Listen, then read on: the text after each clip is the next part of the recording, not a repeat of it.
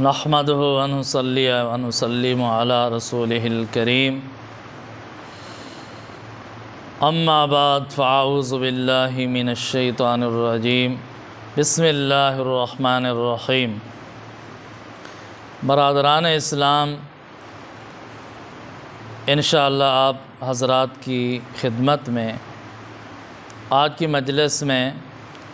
سیدنا حضرت حسین ابن علی رضی اللہ تعالیٰ عنہ کی شہادت کا واقعہ بیان کیا جائے گا۔ کئی دنوں سے میں آپ حضرات کے سامنے واقعہ کربلا بیان کر رہا ہوں، تو یہ تیسرا حصہ ہے واقعہ کربلا کا کہ جب سیدنا حضرت حسین ابن علی رضی اللہ تعالیٰ عنہ 10 محرم الحرام کو میدان کربلا میں پہنچے۔ کب پہنچے؟ 10 محرم الحرام کو میدان کربلا میں پہنچے۔ تاریخ کی کتابیں اٹھائیں، البدایہ والنہایہ کو اٹھائیں، اسی طرح الامامۃ والسیاست اس کتاب کو اٹھائیں، تاریخ الامم والملوک کو اٹھائیں، اس میں یہ واقعات موجود ہیں، تاریخ موجود ہے۔ مستند تاریخ یہ ہے کہ حضرت حسین ابن علی رضی اللہ تعالیٰ عنہ 10 محرم الحرام کو میدان کربلا میں پہنچے اور یہ سفر کر رہے تھے دمشق کی طرف۔ کوفہ کو ایک طرف چھوڑ دیا، منزل قرعہ سے دمشق کی جانب جا رہے تھے اور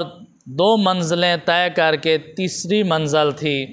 میدان کربلا کے میدان پر پہنچے تو حضرت حسین ابن علی رضی اللہ تعالیٰ عنہ نے اس مقام پر ٹھہرنے کا ارادہ فرما لیا۔ سستانے کے لیے رک گئے کہ آج ادھر ٹھہرتے ہیں اور کل انشاءاللہ اپنا سفر شروع کریں گے اگلی منزل کی طرف، اور یہ جانا چاہتے تھے دمشق کی طرف، اور کوفہ کی فوجیں بھی حضرت حسین ابن علی رضی اللہ تعالیٰ عنہ کے ساتھ تھیں، قافلہ اہل بیت بھی ساتھ تھا، تو یہ لوگ جا رہے تھے دمشق کی طرف یزید سے ملاقات کرنے کے لیے۔ لیکن جب میدان کربلا میں پہنچے اور وہاں پر پروگرام بنایا ٹھہرنے کا، اور وہاں پر سستا رہے تھے، خیمے لگا دیے، اور جب ظہر کی نماز کا وقت ہوا اور حضرت حسین ابن علی رضی اللہ تعالیٰ عنہ نے ظہر کی نماز پڑھائی، تو اہل بیت تو پہلے سے ہی حضرت حسین رضی اللہ تعالیٰ عنہ کے پیچھے نماز پڑھتے تھے، لیکن آج عجیب منظر تھا کہ میدان کربلا میں جب ظہر کی نماز پڑھائی حضرت حسین ابن علی رضی اللہ تعالیٰ عنہ نے، تو جو مد مقابل فوج تھی انہوں نے بھی آ کر ظہر کی نماز حضرت حسین رضی اللہ تعالیٰ عنہ کے پیچھے پڑھی۔ بہت بڑی جماعت کی نماز بنی۔ جب نماز سے فارغ ہوئے حضرت حسین ابن علی رضی اللہ تعالیٰ عنہ دیکھا کہ مد مقابل جو فوجیں آئی تھیں مجھے روکنے کے لیے، انہوں نے نماز میرے پیچھے پڑھی ہے، تو حضرت حسین رضی اللہ تعالیٰ عنہ نے کھڑے ہو کر خطبہ ارشاد فرمایا، انہیں خطاب کیا، انہیں جھنجھوڑا کہ مجھے آپ کی بات سمجھ نہیں آتی، آپ لوگوں نے مجھے خط لکھے ہیں، یہی کوفہ کے لوگوں نے مجھے دعوت دی ہے، اور پھر آپ لوگوں نے غداری کی ہے، یزید کے ساتھ مل گئے ہیں، یزید کی فوج میں شامل ہو گئے ہیں، ابن زیاد کی فوج میں شامل ہو کر مجھے روکنے، میرا راستہ روکنے کے لیے پہنچ گئے ہیں۔ تو ایک طرف خط بھی آپ لوگ لکھتے ہیں، دعوت بھی مجھے دیتے ہیں، اور جب میں آپ کی دعوت پر آ جاتا ہوں تو پھر بے وفائی کرتے ہیں، آپ یزید کے ساتھ مل جاتے ہیں، ابن زیاد کی فوج میں شامل ہو جاتے ہیں، اور الٹا میرا راستہ روکنے کے لیے آ جاتے ہیں۔ یہ معاملہ کیا ہے؟ اس کی حقیقت کیا ہے؟ وجہ کیا ہے؟ مجھے بتاؤ۔ تو اس وقت ان کا ایک سپہ سالار تھا حر، تو حر نے ان خطوط سے لا علمی کا اظہار کیا کہ حضرت ہم نے تو خط لکھے نہیں ہیں، نہ ہمیں ان خطوط کا پتہ ہے۔ تو حضرت حسین ابن علی رضی اللہ تعالیٰ عنہ نے اپنے خادم کو حکم دیا کہ گھوڑے پر جو تھیلے موجود ہیں اور ان تھیلوں میں خطوط موجود ہیں، وہ خطوط والے تھیلے لے آئے۔ وہ خطوط کے تھیلے لے آیا اور حضرت حسین ابن علی رضی اللہ تعالیٰ عنہ نے وہ خطوط کے تھیلے ان کے سامنے رکھے، ان کا منہ کھول دیا اور ان کے سامنے ڈھیر لگا دیا کہ یہ ہے خطوط کوفہ کے لوگوں کی طرف سے۔ اور اتنے خطوط ہیں کہ ڈھیر لگ گیا خطوط کا، اور ایک ایک خط پر 50 آدمی کے دستخط ہیں، سائن ہیں۔ اور جب حضرت حسین ابن علی رضی اللہ تعالیٰ عنہ نے یہ خطوط ان کو دکھائے تو حر بھی حیران ہو کر رہ گیا، ششدر رہ گیا۔ اس نے کہا حضرت مجھے تو ان خطوط کا پتہ نہیں ہے۔ تو پھر وہی حر ان کوفہ کے سرداروں کے پاس چلا گیا اور اس نے جا کر ان کو کہا کہ آپ کی بات مجھے بھی سمجھ نہیں آتی کہ حضرت حسین ابن علی رضی اللہ تعالیٰ عنہ فرماتے ہیں کہ ان کو دعوت آپ لوگوں نے دی ہے، آپ نے خط لکھے ہیں، وفد بھیجے ہیں، دعوت دی ہے، اور آپ ہی نے اب ان کا ساتھ چھوڑ دیا اور یزید کے ساتھ مل گئے، ابن زیاد کی فوج میں داخل ہو گئے، اس کا راستہ روکنے کے لیے آپ ہی آ گئے، تو یہ بڑی عجیب بات۔ تو جب یہ بات پہنچائی حر نے کوفہ کے جو سردار تھے ان تک، تو وہ بھی سوچنے پر مجبور ہو گئے کہ ہم تو حضرت حسین رضی اللہ تعالیٰ عنہ کے ساتھ ساتھ جا رہے ہیں دمشق میں یزید سے مذاکرات کرانے کے لیے، ملاقات کرنے کے لیے۔ اگر حضرت حسین رضی اللہ تعالیٰ عنہ ان خطوط سمیت یزید تک پہنچ جاتے ہیں، یہ تو اپنا مسئلہ حل کر لیں گے، یہ تو اپنی جان چھڑا لیں گے، یہ بڑے لوگ ہیں، یہ اپنا مسئلہ حل کر لیں گے۔ لیکن اگر یہ خطوط پہنچ گیا اور یہ حقیقت کھل گئی، یہ راز کھل گیا کہ ہم نے خط لکھے ہیں، ہم نے دعوت دی ہے، ہم نے یزید کے خلاف مرکز بنانے کی کوشش کی ہے، ہم نے یزید کے خلاف اتنے نعرہ بازی کی ہے، نفرت کا اظہار کیا ہے، تو پھر یہ ساری باتیں جب یزید کے سامنے کھل جائیں گی تو پھر ہماری خیر نہیں ہوگی، ہماری تو گردنیں کٹیں گی، ہمارا کچھ نہیں بچے گا، نہ ہمارا عہدہ رہے گا، نہ ہماری حکومت رہے گی، نہ ہمیں کوئی منصب ملے گا، نہ ہمیں کوئی عزت ملے گی، نہ وقار ملے گا، ہم بہت ذلیل ہوں گے، خوار ہوں گے، ہماری گردنیں کٹیں گی یزید کے دربار میں۔ یہ گندی سوچ تھی کوفیوں کی، اس گندی سوچ نے ان لوگوں کو حضرت حسین ابن علی رضی اللہ تعالیٰ عنہ اور اہل بیت کے قتل کرنے پر تیار کر دیا، ورنہ حضرت حسین ابن علی رضی اللہ تعالیٰ عنہ مطمئن ہو کر اپنے خیموں میں چلے گئے، اہل بیت اپنے اپنے خیموں میں چلے گئے، اپنی قیام گاہ پر چلے گئے کہ ہم اتفاق رائے سے دمشق کی طرف جا رہے ہیں، یہ بھی ہمارے ساتھ جا رہے ہیں، وہاں جا کر ہم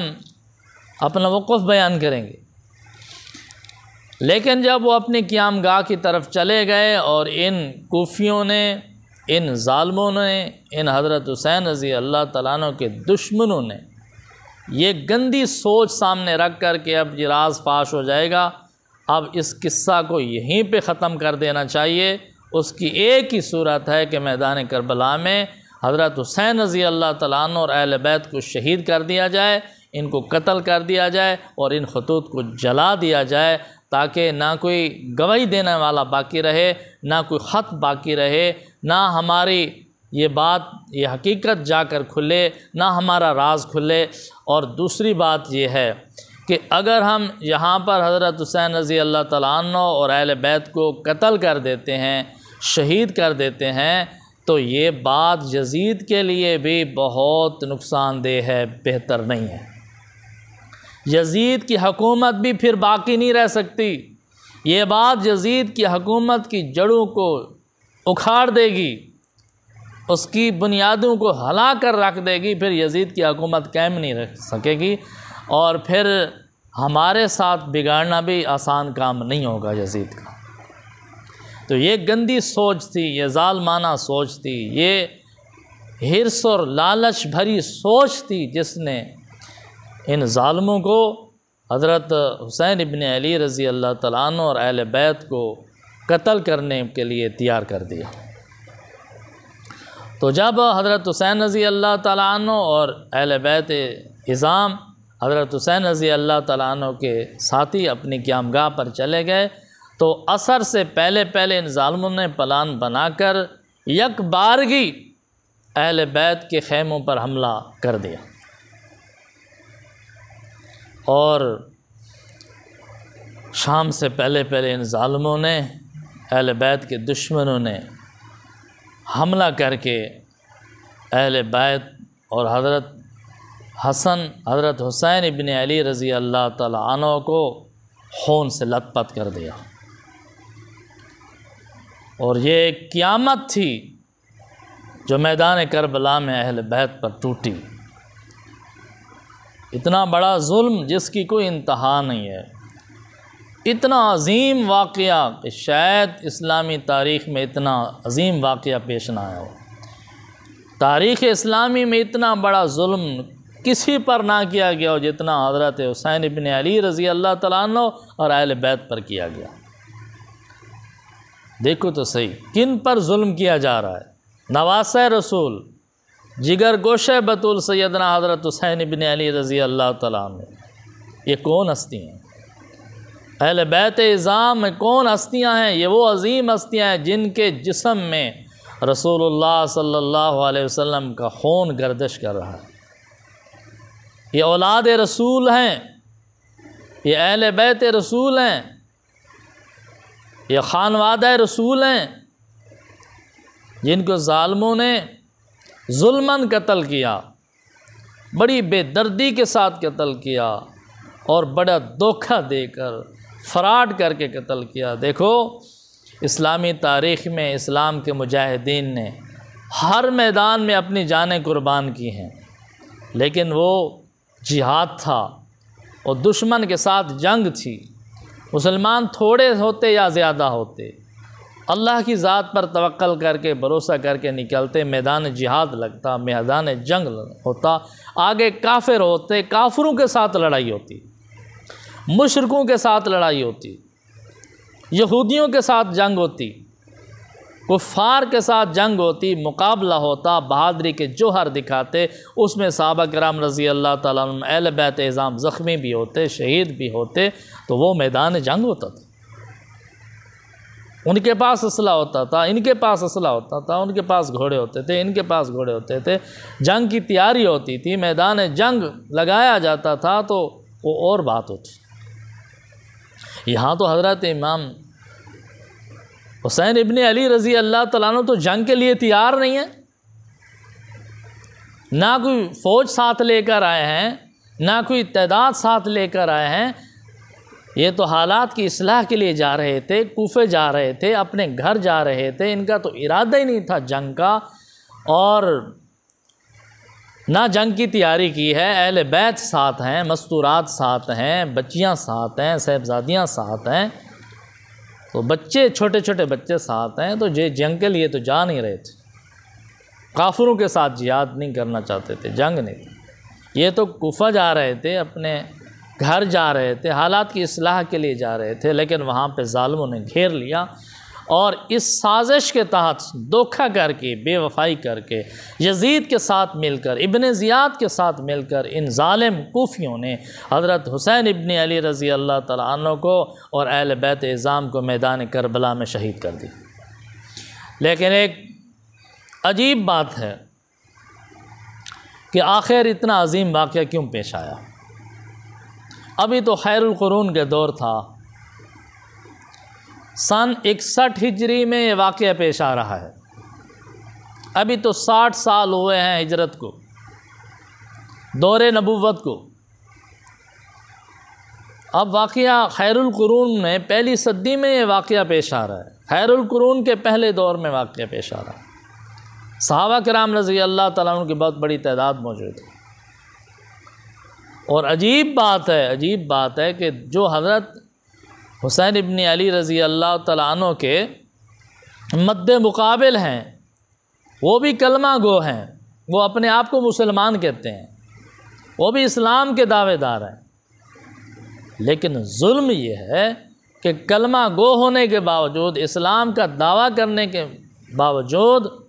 حضرت حسین ابن علی جو نواسہ رسول ہے اس کو شہید کر رہے ہیں، اہل بیت کو شہید کر رہے ہیں، ان پر ظلم کے پہاڑ ڈھا رہے ہیں۔ یہاں پہ سوچنے کی بات یہ ہے کہ میدان کربلا میں حضرت حسین ابن علی رضی اللہ تعالیٰ عنہ خود شہید ہو گئے، اپنا سارا اہل بیت خانوادہ نبوت شہید کرا دیا، اپنی مستورات کو، خواتین کو بے یار و مددگار چھوڑ دیا، بے سہارا کربلا کے صحرا میں چھوڑ دیا۔ تو وجہ کیا تھی؟ بیعت کر لیتے، اگر بیعت کر لیتے یزید کے حق میں، اپنی جان بھی بچتی تھی، اپنے بیٹوں کی جانیں بچتی تھیں، اہل بیت کی جانیں جوانیاں بھی بچتی تھیں، محفوظ رہتیں، اور اہل بیت کی خواتین کی عزت و وقار بھی محفوظ رہتا، اور بے یار و مددگار بھی نہ ہوتیں، بے سہارا بھی نہ ہوتیں، اور حضرت حسین رضی اللہ تعالیٰ عنہ کو عہدے بھی ملتے، مال و دولت بھی ملتے، تحفے تحائف بھی ملتے، عزت و وقار بھی دنیا کی ملتی، تو حضرت حسین ابن علی رضی اللہ تعالیٰ عنہ نے اتنی سی بات تھی کہ یزید کے حق میں بیعت کرنا تھی تو کیوں نہیں بیعت کی؟ اس کی وجہ کیا ہے؟ یہ واقعہ کربلا کا مین پوائنٹ یہ ہے، اسی پہ نتیجہ اخذ ہوگا کہ حضرت حسین ابن علی رضی اللہ تعالیٰ نے یزید کے حق میں بیعت کیوں نہیں کی؟ آخر وجہ کیا تھی؟ دیکھیں، یزید نے قرآن نہیں بدلا، یزید نے احادیث نہیں بدلی، یزید نے اسلام کے کسی رکن کو تبدیل نہیں کیا، ارکان اسلام کا انکار نہیں کیا یزید نے، نماز روزے کا انکار نہیں کیا یزید نے، احکامات اسلام کا انکار نہیں کیا یزید نے، لیکن اس کے باوجود وہ اپنے آپ کو مسلمان بھی کہتا تھا اور مسلمانوں کا اپنے آپ کو خلیفہ بھی سمجھتا تھا۔ اس کے باوجود اتنا عظیم واقعہ پیش آیا اور حضرت حسین ابن علی رضی اللہ تعالیٰ نے بیعت نہیں کی۔ کیوں بیعت نہیں کی؟ اس کی وجہ یہ تھی کہ حضرت حسین ابن علی رضی اللہ تعالیٰ عنہ کا موقف یہ تھا کہ یزید خلفائے راشدین کے نظام خلافت کو بدلنا چاہتا ہے، خلافت کے بجائے شہنشاہیت جاری کرنا چاہتا ہے۔ خلیفہ کا مطلب یہ ہوتا ہے کہ فیصلہ اللہ کا ہوتا ہے، نافذ کرنے کی ذمہ داری خلیفہ پر ہوتی ہے، اس کو نافذ کرنے والا خلیفہ ہوتا ہے، احکامات اللہ تعالیٰ کی طرف سے ہوتے ہیں، فیصلے اللہ تعالیٰ کی طرف سے ہوتے ہیں، فیصلہ شریعت نبوی صلی اللہ علیہ وسلم کا ہوگا، اس کو نافذ کرنے کی ذمہ داری یہ خلیفہ کی ہوتی ہے۔ اگر خلیفہ اللہ کے فیصلے کو نافذ کرتا ہے، شریعت نبوی صلی اللہ علیہ وسلم کے فیصلے کو نافذ کرتا ہے، تو وہ قابل اتباع ہے، وہ قابل اطاعت ہے، وہ خلیفہ برحق ہے۔ اگر کوئی آدمی خلافت کے نام پر اپنی منمانی کرنا چاہتا ہے، اپنی مرضی کرنا چاہتا ہے، اپنی مرضی کے فیصلے کرنا چاہتا ہے، اور خلافت کو اپنی ذاتی ملک سمجھتا ہے، حکومت کو اپنی ذاتی طاقت سمجھتا ہے، فوج کو اپنی ذاتی طاقت سمجھتا ہے، اور اس کا استعمال اپنی مرضی سے کرتا ہے، اپنی مرضی کے فیصلے کرتا ہے، تو یہ خلیفۃ المسلمین نہیں ہے، یہ خلافت نہیں ہے، یہ شہنشاہیت ہے، یہ اسلامی نظام خلافت کے خلاف ہے۔ یہ بہت بڑی تبدیلی تھی، یہ بہت بڑا انقلاب تھا، جس کو روکنے کے لیے حضرت حسین ابن علی رضی اللہ تعالیٰ عنہ نے اپنی جان کی قربانی پیش کی، اہل بیت کی قربانی پیش کی، سب کچھ قربان کیا، لیکن اس موقف کی تائید نہیں کی حضرت حسین ابن علی رضی اللہ تعالیٰ نے۔ تو یہی سبق ہے، یہی درس ہے کربلا کا، کہ حق پر ڈٹ جانا، حق پر استقامت دکھانا، یہ سب سے بڑی کامیابی ہے۔ تو حق پر استقامت دکھائی، حق پر ڈٹ گئے، جس بات کو حق سمجھا اس پر استقامت دکھائی، اور جس کو باطل سمجھا اس کے سامنے حضرت حسین رضی اللہ تعالیٰ نے سر نہیں جھکایا، ان کے ہاتھ پر ہاتھ رکھ کر بیعت نہیں کی۔ یہ بہت بڑی عظیم کامیابی ہے حضرت حسین بن علی رضی اللہ تعالیٰ عنہ کی، اور قیامت تک کے لیے یہ امت مسلمہ کو سبق ہے کہ ہم خلیفہ اس کو تسلیم کرتے ہیں جو اللہ کا فرمان بردار ہو، جو فیصلے اللہ کے حکم کے مطابق کرے، جو شریعت نبوی صلی اللہ علیہ وسلم کے مطابق کرے، اور جو آدمی فیصلے اپنی مرضی سے کرتا ہے، اپنی منمانی سے کرتا ہے، قرآن و سنت کے فیصلے نافذ نہیں کرتا، وہ خلیفۃ المسلمین نہیں ہے، وہ خلافت نہیں ہے، وہ شہنشاہیت ہے۔ تو دعا ہے کہ اللہ تعالیٰ ہم سب کو اہل حق کے ساتھ وابستہ رہنے کی توفیق عطا فرمائے، حضرت حسین ابن علی اور اہل بیت اعظام رضوان اللہ علیہم اجمعین کی سچی محبت، سچی غلامی نصیب فرمائے۔ اللہ تعالیٰ ہم سب کو اہل حق کے ساتھ ہمیشہ قائم رہنے کی توفیق عطا فرمائے۔ وآخر دعوانا ان الحمد للہ رب العالمین۔